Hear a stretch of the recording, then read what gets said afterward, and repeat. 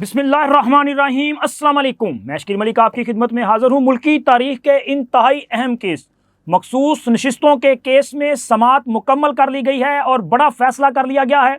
Chief justice काजी फ़ायज़ ईसा ने इमरान पे तलवार चला दी है। इसी तरह कमरा अदालत में जस्टिस अतर मिनल्ला, मुनीब अख्तर साहब और आयशा मलिक साहबा क्यों खामोश और परेशान रहे, क्या मुश्किलात थी, क्या कुछ हुआ, आज समाअत का मुकम्मल अहवाल आप दोस्तों के साथ शेयर भी करना है। और इसी तरह एक बड़े इमरान के ख़िलाफ़ काजी साहब ने एक बड़ा हुक्म भी जारी किया है। ये माजरा क्या है, इसकी तफसीलात भी आपके साथ शेयर करेंगे। लेकिन सबसे पहले बड़े केस का जिक्र मखसूस नशिस्तों के हवाले से मामला, चूँकि ये पाकिस्तान की तारीख में अपनी नोयत का एक मुनफरद केस था जो कि पहली बार अदालत के सामने पेश आया।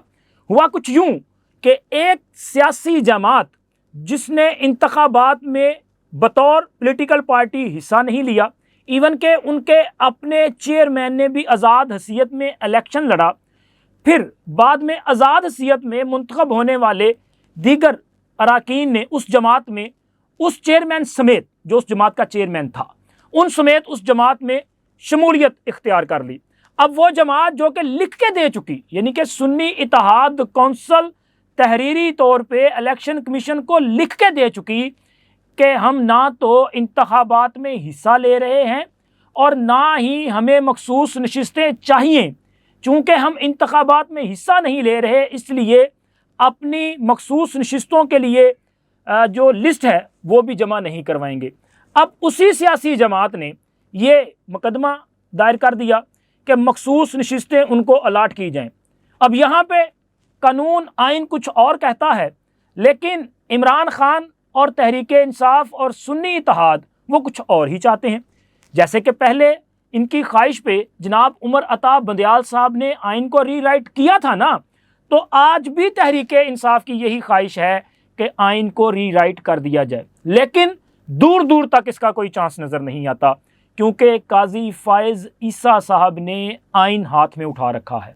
ना सिर्फ काजी फ़ायज़ ईसा बल्कि 13 रुकनी बेंच में मौजूद अक्सरियत जजेस जो हैं वो आइन का नुक्ता उठाते हैं, और जब जब आइन का सवाल उठाया गया तब तक सुन्नी इत्तेहाद कौंसल और तहरीक इंसाफ के जो वकला हैं वो बेबस और लाचार दिखाई दिए। इस केस की समाअत 13 रुकनी बेंच ने की, जिसकी सरबराही जनाब चीफ जस्टिस काजी फ़ायज़ ईसा साहब ने की।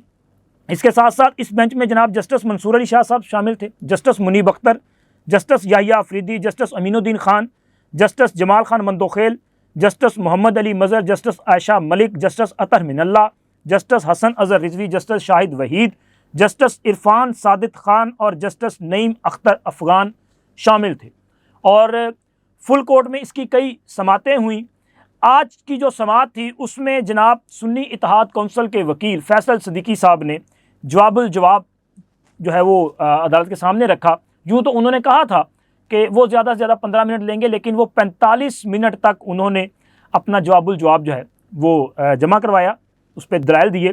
फिर उसके बाद सलमान अकरम राजा साहब जो कि कंवल शोज़ब के वकील थे, और इसके साथ साथ पाकिस्तान तहरीक इंसाफ ने भी मुतफर्रिक दरख्वास्त दायर की थी बैरिस्टर गौहर साहब की जानिब से, उसमें भी वो वकील थे, उन्होंने भी अदालत के सामने अपना मुकदमा रखा। एक तो दुराने समाअत फैसल सिद्दीकी साहब कोई एक भी आइनी नुक्ता अदालत के सामने रेज़ नहीं कर पाए। हालांकि यार मैं बार बार कहता हूं कि आपने अदालत में आइन और कानून की बात करनी होती है, लेकिन फैसल सिद्दीकी साहब ने 2018 के इंतखाबात का जिक्र किया। फैसल सिद्दीकी साहब ने बाप पार्टी को जो खैबर पख्तूनख्वा असम्बली में नशिस्तें अलॉट की गई थी उनका जिक्र कर दिया।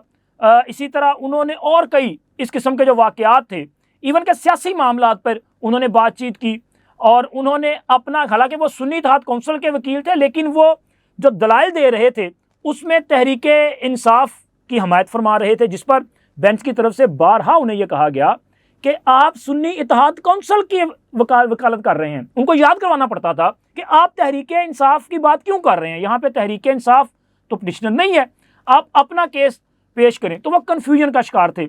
इसी तरह जब वो बात कर रहे 2018 के इंतखाबात में, तो एक बार फिर मामला जो है चीफ जस्टिस साहब ने कहा कि जी क्या आप 2018 के इंतखाबात को भी चैलेंज करना चाहते हैं, क्या फिर हम उस मामले को भी देख लें क्योंकि 2018 के इंतखाबात में किसकी हुकूमत बनी, कैसे बनी, वो तो सब जानते हैं ना।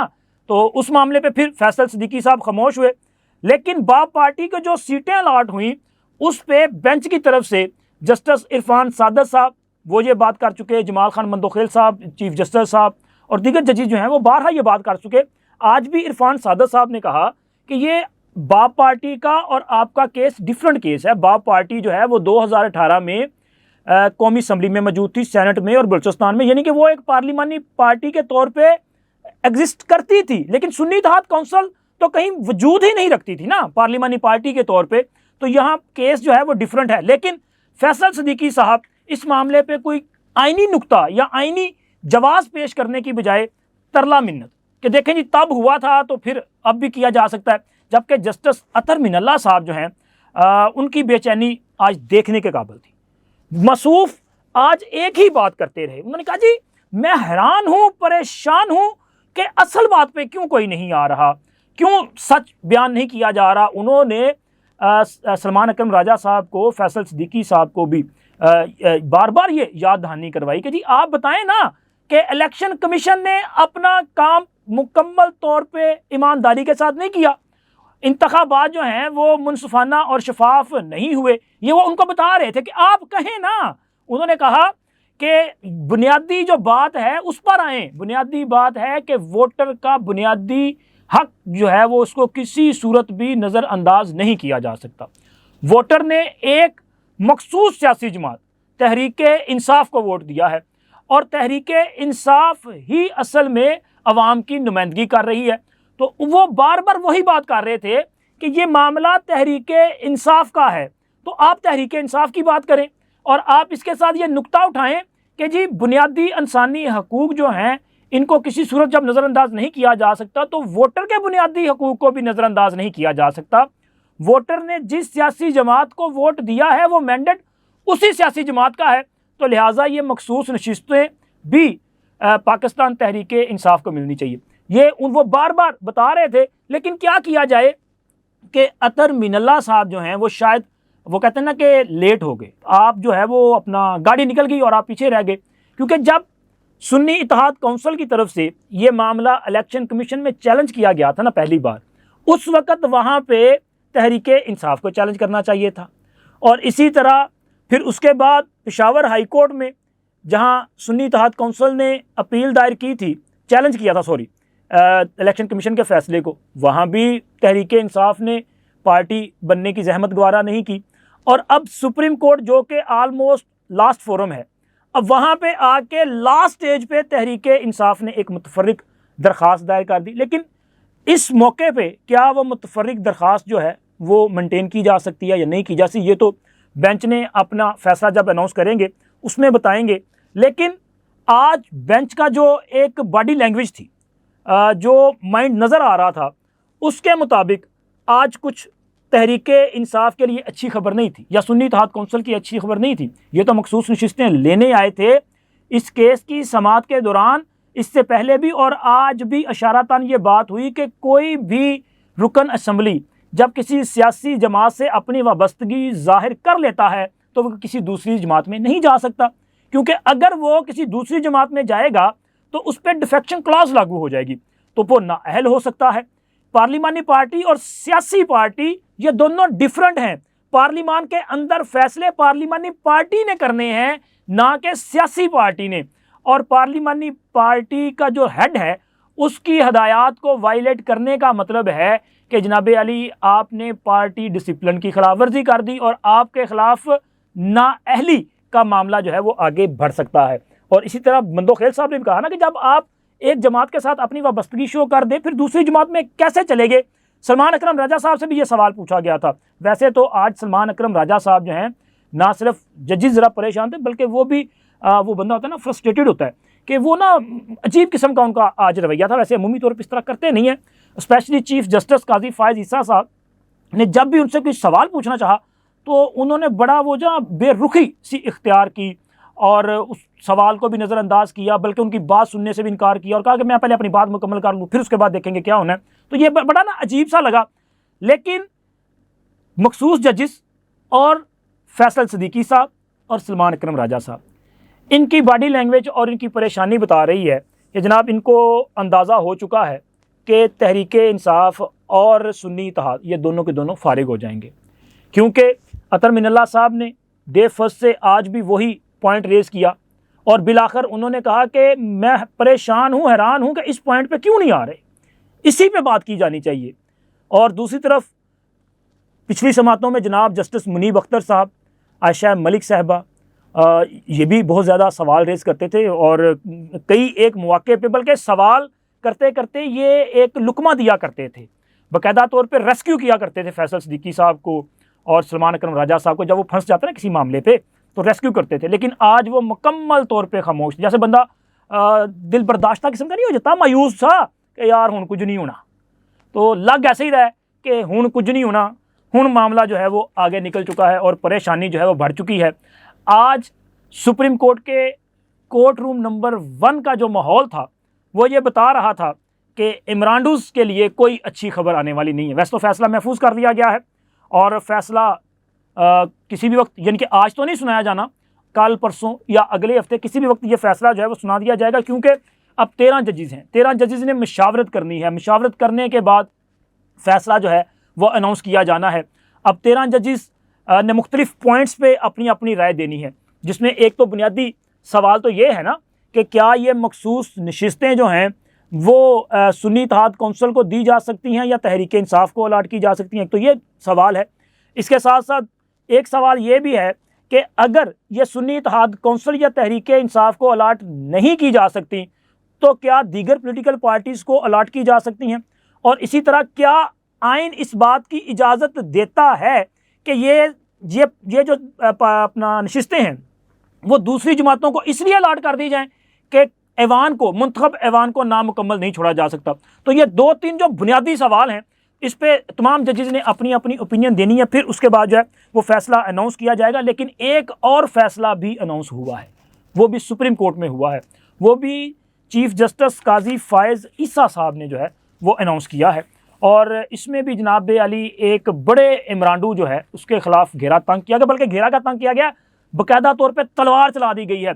और मेरा ख्याल है कि अब इमरानडूस की जान निकलनी शुरू हो चुकी होगी, क्योंकि मामला है साबिक डिप्टी स्पीकर कासिम सूरी साहब का। और कासिम सूरी साहब वो शख्स हैं जिन्होंने गैर आइनी, गैर कानूनी रूलिंग दी थी और उन्होंने आइन को वायलेट करते हुए कौमी असम्बली को तहलील किया था या कि उसकी सहूलतकारी की थी। और इस एक्ट पे उनके खिलाफ सुप्रीम कोर्ट का फैसला मौजूद है। ना सिर्फ कासिम सूरी साहब बल्कि असद कैसर साहब, उस वक़्त के सदर जनाब आरिफ अलवी साहब और उस वक़्त के वज़ीर आज़म इमरान खान साहब जो हैं उनके ख़िलाफ़ भी ये फ़ैसला जो है वो मौजूद है।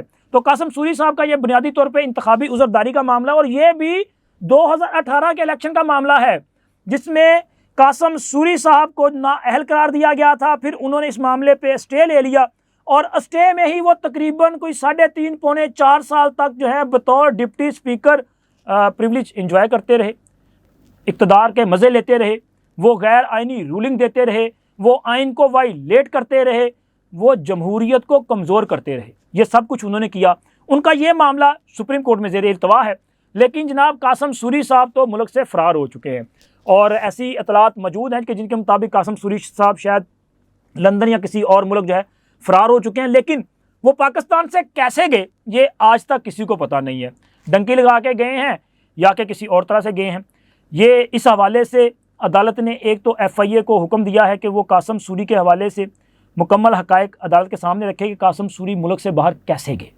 और इसके साथ साथ कासिम सूरी साहब चूँकि अदालत के सामने पेश नहीं हो रहे थे, इस मामले में उनकी वकालत किया करते थे नईम बुखारी साहब, वो अदालत के सामने पेश हुए। नईम बुखारी साहब ने कहा जी मेरा तो अपना उनके साथ रब्ता नहीं हो रहा, तो आप ऐसा करें इस मामले पर फ़ैसला कर दें, जो भी आपने फ़ैसला करना है। तो अदालत ने कहा जी बिल्कुल फ़ैसला तो करेंगे, लेकिन फिर ज़ाहिर है कि वो कहते हैं ना कि बुरे तक घर तक जाना चाहिए। जनाब चीफ जस्टिस साहब ने बलोचिस्तान की जो हुकूमत है उन्हें यह हदायत की है कि जनाब कासिम सूरी साहब, चूँकि उनका ताल्लुक बलोचिस्तान से है, इनकी मुकम्मल जायदाद जो है इसकी तफसीलात ज़रा अदालत के सामने पेश की जाए। अब इसका मतलब क्या है सर? इसका मतलब ये है कि इनकी तमाम जायदाद जो है इसको ज़ब्त कर लिया जाएगा और इस हवाले से अब कार्रवाई आगे बढ़ेगी। इसलिए ये तमाम तफसीलात तलब की गई हैं क्योंकि अदालत में भी चीफ जस्टिस साहब का कहना था कि वैसे अगर किसी की जायदाद जब्तगी के लिए नोटिस जारी हो जाए ना तो बंदा तो कब्र चोट के भी आ जाता है, तो फिर लंदन शंदन तो दूर नहीं है, हो सकता है वहाँ से आ जाए, क्योंकि भाई बड़ी मेहनत करके लूट मार करके और बाकायदा तौर पे इस कौम को चूरन, वो अपना मजहबी टच देने का चूरन बेच बेच के तस्बीहों के मन के फेर फेर के जो पैसा इकट्ठा किया गया था और जो जायदादें बनाई गई हैं, अब अगर वो जब्त हो जाएंगी तो जान तो निकल जाएगी, बल्कि सिर्फ एक ही नहीं सब की निकलेगी। इमरान खान साहब भी इसी तरह की चोरियों, डाकाजनियों, फ्रॉडियों की वजह से जेल में हैं। कासम सूरी साहब का नंबर भी लग चुका है, वैसे मफरूर हैं, लेकिन मुझे लगता है कि हो सकता है कि जनाब वो आ जाएं कि जनाब अली पता नहीं दोबारा मौका मिलना है कि नहीं मिलना, तो चलो जो जायदाद बनी है थोड़ी बहुत ही बचा लीजिए, जाके थोड़ी सजा भुगतनी है ना, भुगत लवांगे, हो सकता है वापस आ जाए। लेकिन काजी फायज ईसा साहब ने इनके ऊपर एक तलवार चला दी है, और इस तलवार की जद में और कितने आएंगे ये आने वाला वक्त बताएगा। अब तक इतना ही, इंशाल्लाह मिलते हैं अगली वीडियो में। अल्लाह हाफिज़।